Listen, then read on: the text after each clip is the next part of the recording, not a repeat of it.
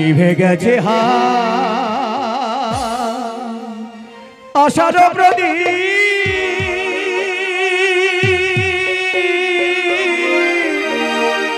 বৈশাখী ঝড়ে শূন্য মুখ হাহাকার করে নাই নাই নাই চেতনা নিভে গেছে আশার প্রদীপ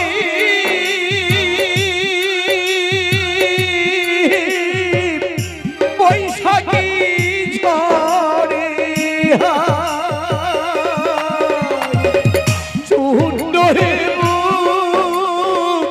হাহাকার করে নাই নাই নাই চেতনাই নিভে গেছে আশার প্রদীপ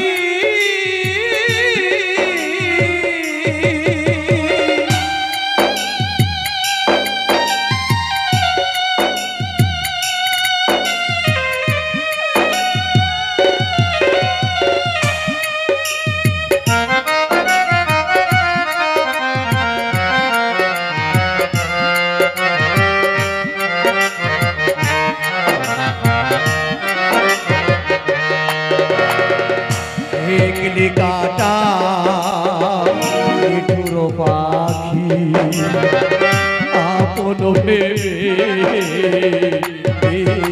ডাকি শিকলি কাটা মিঠুর পাখি আপন ভেবে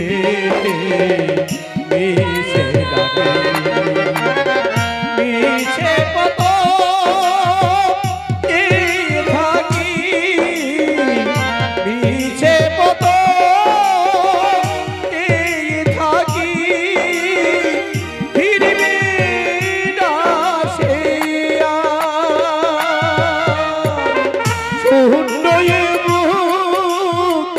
হাহাকারি করে নাই নাই নাই চেতনাই নিভে গেছে আশার প্রদীপ বৈশাখী ঝড়ে শূন্য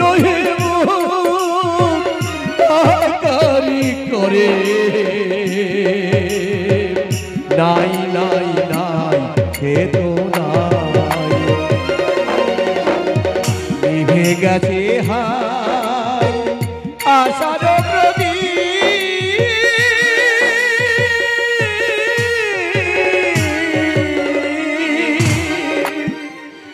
মরণের চেয়ে সত্য মানুষের জীবনে আর কিছু নেই রে কানু, আর কিছু নেই।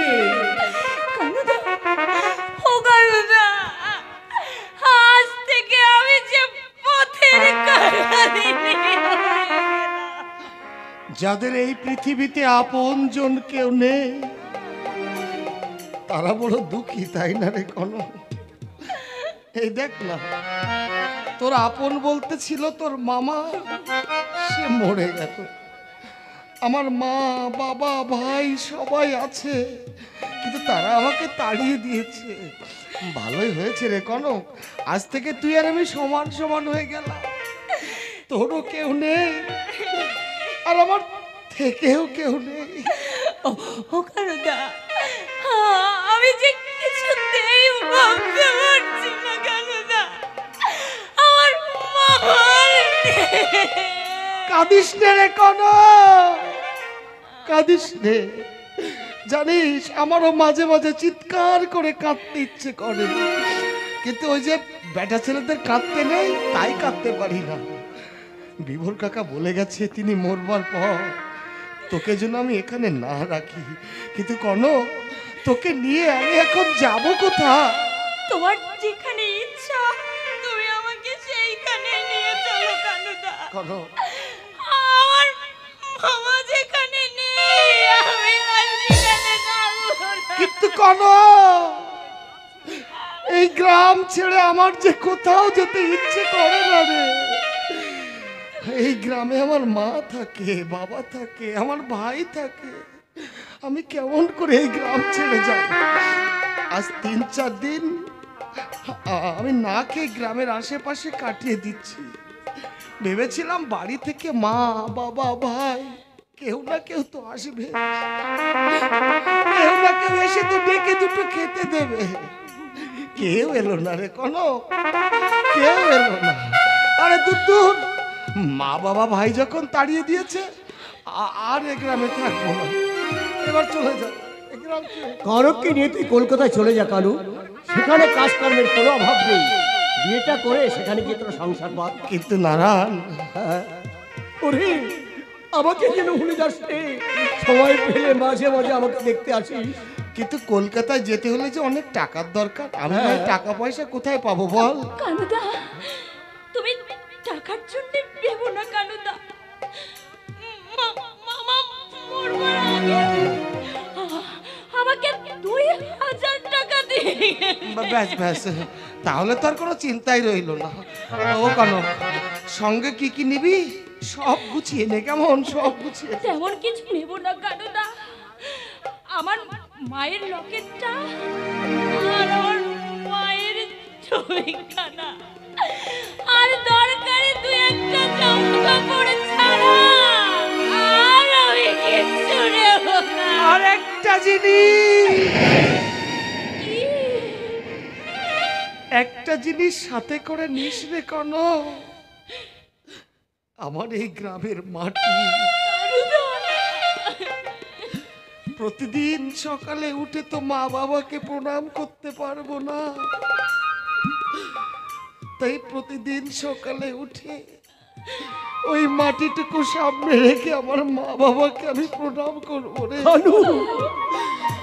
একটুখানি মাটি আঁচলে বেঁধে নিস রে কনক। এই না, মাঝে মাঝে আমাদের বাড়িতে যাস কেমন? আমার মা বাবা ভাই কেমন থাকে একটু খোঁজ খবর নিস। দাদা, আমার মাকে বলিস আমার বাবাকে যেন সময় মতো দুটো খেতে দেয়। বলবো রে কানু, বলবো। আর আমার ভাইটাকে যেন ভালো করে লেখাপড়া শিখে অনেক বড় করে। ওকে কিন্তু অনেক বড় হতে হবে। হ্যাঁ, দাদা, আমার মতো তো তুইও আমার ভানুর একটা দাদা। ওকে দেখিস, ও তো ছেলে মানুষ, ভালো মন্দ বোঝে না। আমার ভাইটাকে বলিস আমি ওকে খুব ভালোবাসি রে দাদা। আমার ভাইটাকে আমি খুব ভালো, খুব। যাবার আগে আমার ভানুকে একটিবার একটু দেখতে পাবো না? ও ভানু, ভানু রে, ও না, আর মায়া বাড়াবো না, আর মায়া বাড়াবো না। চল কনক, চল। যত দেরি করবো ততই মায়া বাড়বে। চল, ওই বিবর কাকাকে শ্মশানে রেখে আমরা এই গ্রাম ছেড়ে চিরদিনের মতো চলে।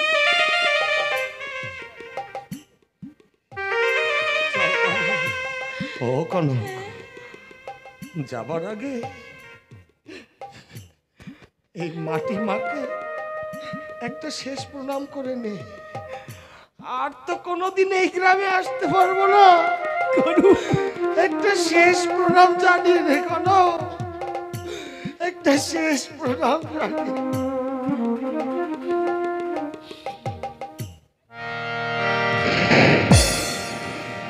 ও বুঝি জনমের শেষে দেখা রে,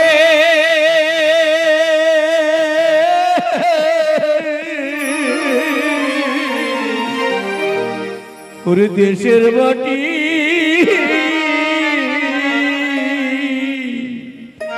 শেষের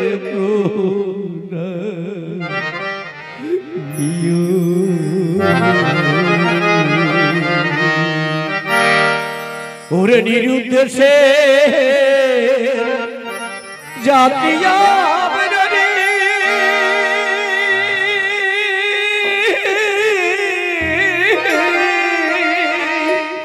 আজি নাও সালাম গো অজানা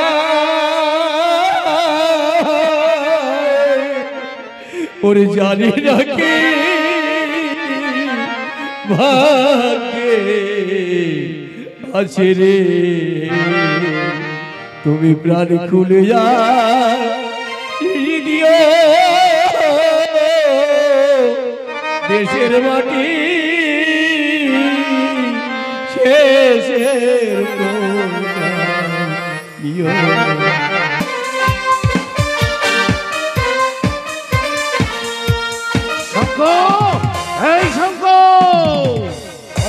কি মনে করে পার্টনার?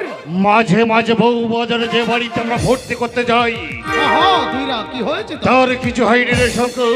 তার ডান পাশের ঘরটা পরানি বহুত খুবসুরত জেনানা। আহা এই ছাতিয়ানি দিল খিসলে জানে না। দিলের কথা বলতে আসে রে শঙ্কর, এসেছি মাল্লুর কথা বলতে। মালুম क्या मतलब? পরানির ঘরে নতুন এক বাবু জুটেছে, অঞ্জনগড় বাড়ি, নাম প্রফুল্ল দে, দেখ নাম ভাতি। সে শালার হাতে আংটি, গলায় চেন, টাকা পয়সার কোনো অভাব নেই। শালাকে ভোজতে দিয়ে মানে মাল্লু হাতে নিতে হবে। এই তুই হুঁশিয়ার রাখবি, তোকে কি পদ বাতলে দিতে হবে রে শঙ্কু। ওই শালা যখন মধ্যে পরানির ঘরে ঢুকবে, তুই ধীরে ধীরে ওর পিছু নেবি। তারপর এই চাকুটা বের করবি, বের করে ওর কাছ থেকে টাকা পয়সা গয়না গাছি যা আছে সব করে নেবে পরানি।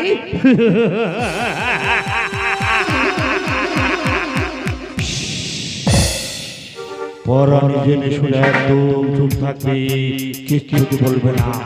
ঈশা কিন্তু আধা দিয়ে আছে। তাই হবে রে শঙ্কু, তাই হবে। কারণ পাটপাড়ারকে ঠেকালে তখন আমার উচ্চ শিখরে ওঠা যায় না। আমি তোকে হিসাবের আধা দিয়ে দেবো। এই নতুন কোনো বাক্যলে খবর পেয়েছিস? পেয়েছি, लेकिन एकदम छोटी मोटी फिदा ना उठेगा। अच्छा बंगाली बाबू বল একটা বল। ও আমাদের বস্তি সদরের এক জোয়ান লড়কি আছে, নাম তার চুমকি।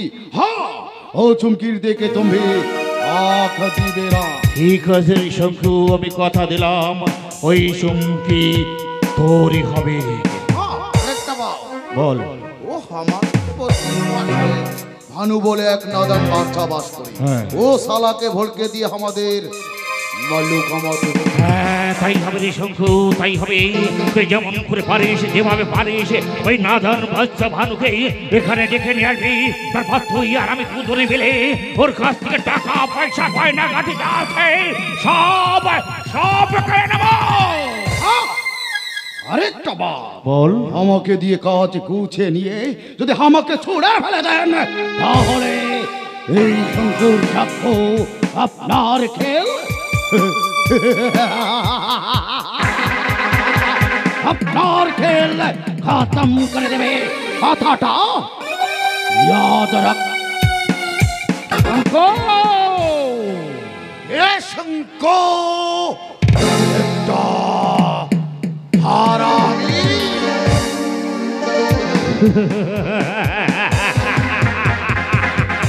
এই শঙ্কু, তুই যদি হারামি হোস, আমি হারামের বাপ। জাত হারামি শঙ্কুরে, তুই ভুলে গেলি কি করে রে শঙ্কু? রাস্তার পাশে কুকুর যেমন ঘেউ ঘেউ করে ডাকে, তুই ঠিক রাস্তার পাশে বসে কাঁদছিলি। আমি নিকুঞ্জ রায় তোকে হাত ধরে একটু একটু করে লাইন আনলাম, আর তুই কেনা আজ আমার দিকে ধরে তুললি। না রে শঙ্কু না, আমি নিকুঞ্জ রায় তোকে যেমন একটু একটু একটু করে গাছের মগ ডালে তুলে দিয়েছি, ঠিক তেমনি ওই গাছের মগ ডাল থেকে তোকে নিচে নামিয়ে দেব। আমার দ্বিতীয় টার্গেট পরানি। পরাণীর সঙ্গে আমার কথা হয়েছে, সে নতুন নতুন ভাগ্যের খবর দেবে, বিনিময়ে পরাণীকে কিছু টাকা দেবো। হ্যাঁ রে পরাণী, হ্যাঁ, তুই ততদিন ভালো থাকবি যতদিন এই নিকুঞ্জ রায়ের কথা মতো চলবি। নিকুঞ্জ রায়ের কথা মতো হলে তোকে আমি এই দুনিয়া থেকে সরিয়ে দেবো রে।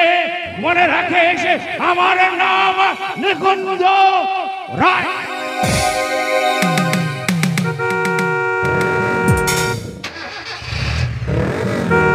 আয় কনক, বাপ রে বাপ কনক, এ কলকাতা শহরে কি উঁচু উঁচু বাড়ি ঘরে, এত গাড়ি ঘোড়ার মধ্যে মানুষ রাস্তা চলে কি করে রে?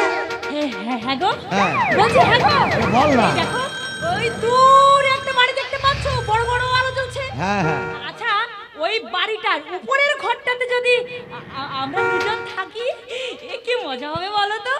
উপর থেকে নিচে সব দেখতে পারবো। না বাপু, অত দেখে কাজ নেই, অত উঁচুতে আমি থাকতে পারবো না, যদি মাথা করে নিচে পড়ে যায়। আরে উঁচু নিচু যে কোনো একটা ঘর তো আমাদের দেখতে হবে, নইলে আমরা থাকবো কোথায়?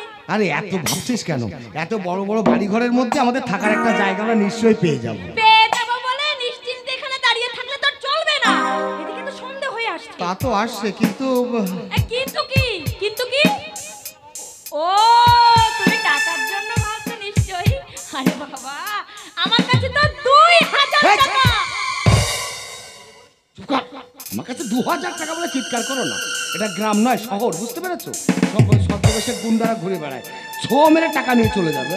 এই শোনো শোনো শোনো, এই তুমি টাকার কথা বলছো না, ওই টাকাটা আমি আমার জামার মধ্যে ভালো করে রেখে দিয়েছি। আচ্ছা, তোর মায়ের লকেটটা? মায়ের লকেটটা টাকার সঙ্গে নেকড়াই ভালো করে বেঁধে। এই শোনো, বলছি সুটকেস গোছাবার সময় তুমি আমার মায়ের ছবিখানা নিয়েছি। হ্যাঁ হ্যাঁ হ্যাঁ, তোর মায়ের ছবি আমি যত্ন করে এর মধ্যে রেখে দিয়েছি। আচ্ছা শোনো, তুমি আর আমি কিন্তু দুজনের স্বামী স্ত্রী। হ্যাঁ? কথাটা মনে থাকে জানো?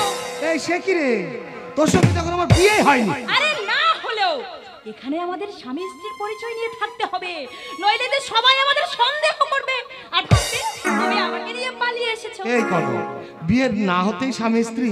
আমার যে বড় ইচ্ছে ছিল, তোকে আমি খুব ধুমধাম করে বিয়ে করব, ইংরেজি বাদ্যি বাজবে, রঙিন কাগজ কেটে সারা বাড়ি আমি সাজাবো, আমার মা থাকবে, আমার ভাই থাকবে, আমার বাপ। কি হলো? আমরা কেন? কোনো হ্যাঁ? আমার আমার বাবা হয়তো আমার জন্য খুব ভাবছে, বুঝলি? হ্যাঁ, আমার বাবা তো আমাকে ছেড়ে কোনোদিন থাকেনি। আমি একটা কাজ করবো জানিস, আমি এখানে কোনো একটা কাজকর্মটম্ম কিছু পেলে আমার মার বাবাকে এখানে নিয়ে আসবো। এই বড় বড় বাড়িঘর দোকানপাট দেখলে আমার মা বাবা যে কি খুশি হবে রে কোনো। হায় রে ভগবান, এমন সরল প্রাণ মানুষটার বুকে, এমন সরল প্রাণ মানুষটার বুকে আঘাত দেওয়ার মতো মানুষও তুমি রেখেছো ঠাকুর। এ কনক, কি ভাবছিস? ভাবছি ভাবছি ওই ভগবান তোমাকে কি উপাদানে করেছে। কেন রে? ও কিছু নাই। আচ্ছা চলো। কোথায়? বারে ঘর দেখতে যাব না? তা ঘর দেখতে তুই কোথায় যাবি? বাহ, ঘর দেখতে যাব আর আমি যাব না? না বাপু, তুমি মেয়ে মানুষ, তোমার গিয়ে কাজ দিয়ে আমি একা ঘর দেখবো না, আমি যাব না। ওর সাথে গেলে কে কি প্রশ্ন করবে দরকার নেই, তুই চুপ করে দাঁড়িয়ে থাক, আমি একাই ঘর দেখে আসবো। আরে আমি যাব তো। বলছি কেন দাঁড়িয়ে থাক, এই শোন, ওই উঁচু জায়গায় চুপ করে দাঁড়িয়ে থাক, আমি যাবো আর আসবো। এই শোনো, বলছিলাম বাড়িওয়ালা যদি তোমাকে জিজ্ঞাসা করে তোমরা কে কে থাকবে, তখন কি বলবে এটা শুনি? ও মা, কেন বলবো আমি আর কনক? আর যদি বলে কনকটা তোমার কে হয়? তখন বলবো ওরে আমার মনে আছে। মনে আছে বলে চলে গেলে হবে না, এখান থেকেই বলে দিতে এই, হবে। বলছি মনে আছে, চুপ করে দাঁড়িয়ে থাক, বেশি না, কথা। বলো। এই শোন, বেশি কথা বলবি না, আমি যাবো আর আসবো, চুপ করে দাঁড়িয়ে থাক। আচ্ছা শোনো, গাড়ি ঘোড়া দেখে চলো কিন্তু রাস্তা। আচ্ছা, ঠিক আছে। তাড়াতাড়ি আসবে কিন্তু। ঠাকুর, তাড়াতাড়ি করে আমাকে একটা ঘর পাইয়ে দাও ঠাকুর, একটা ঘর তুমি পাইয়ে দাও।